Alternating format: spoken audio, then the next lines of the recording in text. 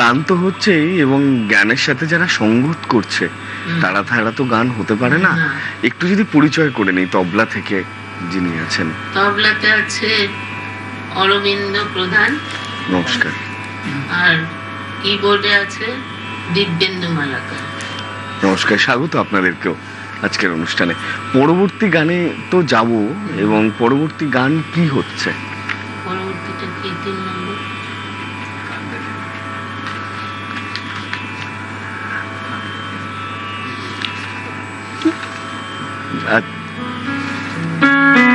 আমরা একটা বিরতি নিয়ে আসি, বিরতির পর আবারও ফিরে